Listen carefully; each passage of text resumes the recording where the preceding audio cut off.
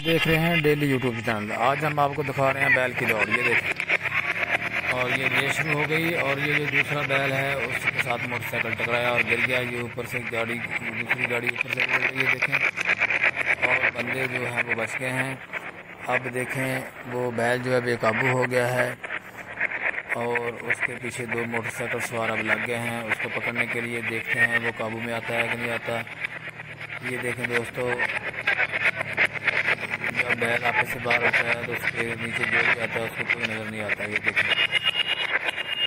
देखें दूसरा मोटरसाइकिल सवार उसके पीछे लग गए हैं। देखें, ये देखें पकड़ने की कोशिश कर रहे हैं।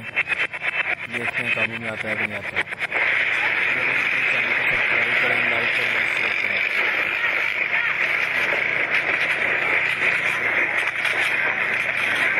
कभी कभी ऐसा नहीं होता है।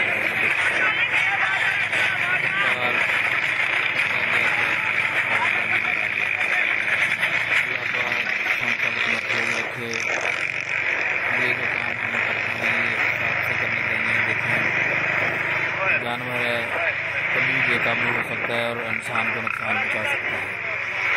अल्लाह ताला आपकी जानवर को महफूज रखे। अल्लाह हाफ़िज़।